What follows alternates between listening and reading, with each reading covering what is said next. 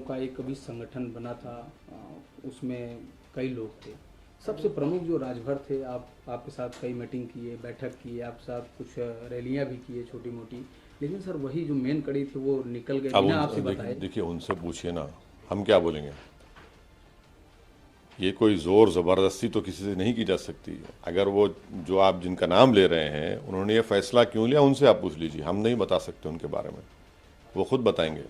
तो सर इस जिस क्रेडिट की वो बात करते हो, आज बीजेपी को लगातार निशाने पर ले रहे हैं, लेकिन वो खुद आपको धोखा दे के चले गए। किस मुंह से कह रहे हो बीजेपी को टारगेट कर अब रहे हैं? अब अब वो देखिए, अब कोई क्या कहता है।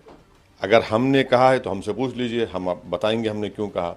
और कोई दूसरा कहता है तो बेहतर ये है कि आप उनसे पूछ लीजिए, वो आपको बताएंगे या नहीं बताएंगे, उनके ऊपर है।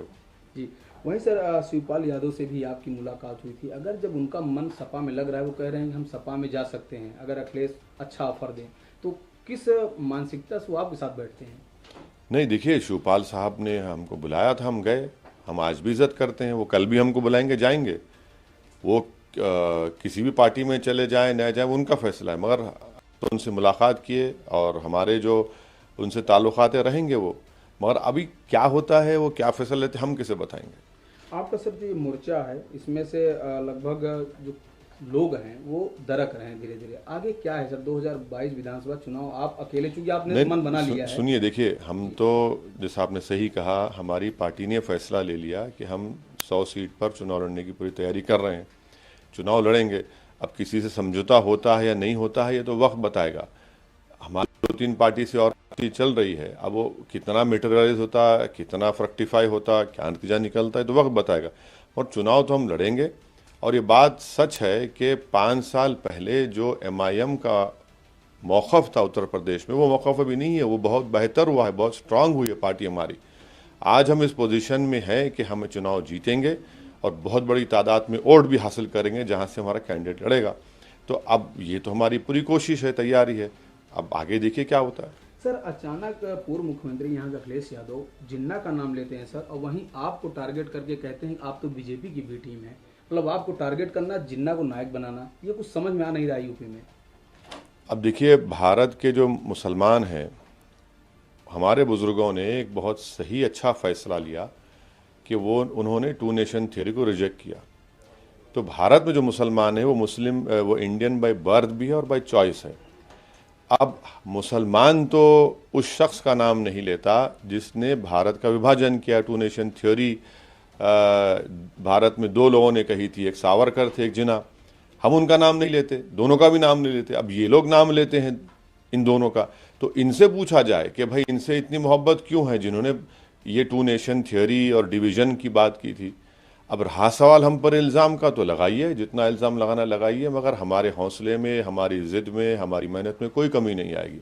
इल्ज़ाम लगता है इसलिए लगता है कि उनको दिख रहा है कि तकलीफ़ हो रही है उनको हम MIM पार्टी से, और हम अपना काम करते रहेंगे। मगर अखिलेश यादव को ये भी बताना ज़रूरी है कि आप ही के परिवार के 3 लोग कैसे हार गए 2019 के चुनाव में, जब आप बसपा के साथ अलायंस था आपका।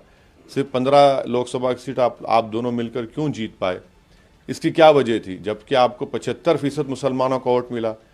कभी ये भी तो कहो कि हमको मुस्लिम वोट मिला, हमको हिंदू वोट नहीं मिला। ये नहीं कहेंगे। ये भी कह दो कि मुस्लिम वोट मिला, यादव वोट हमको नहीं मिला।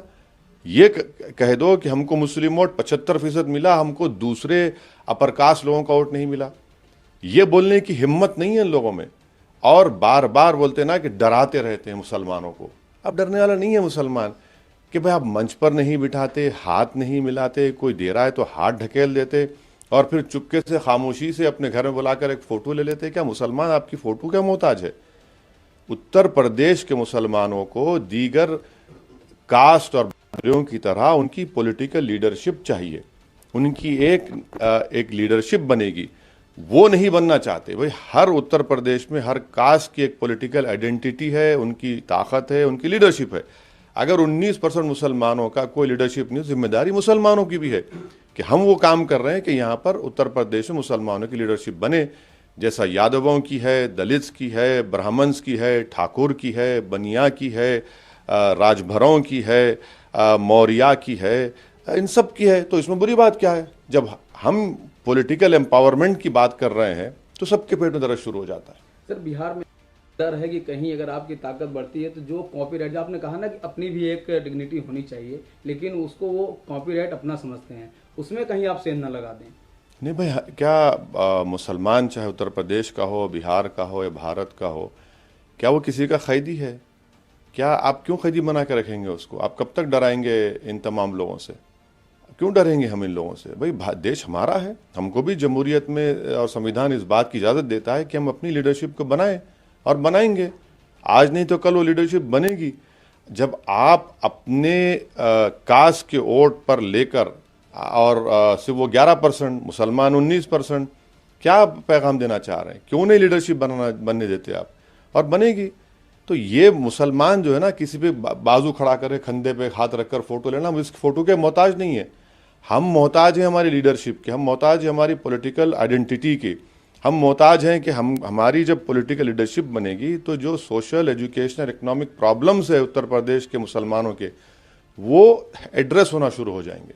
सर अभी कुछ सर्वे आए थे मीडिया के, देख कर क्या लगता है सर, वो लोग कहीं आप लोगों के साथ मिलकर कुछ एक कोई नया गठबंधन कुछ हो सकता है? नहीं, हमारी पार्टी का एक साफ फैसला है कि हम बीजेपी और कांग्रेस साथ नहीं जाएंगे, ना कभी जाएंगे, नहीं जा सकते हम इनके।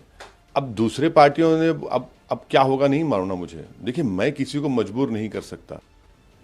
अगर म्यूचुअली बेनिफिशियल होगा तो ठीक है, नहीं है तो हम लड़ेंगे अपना चुनाव।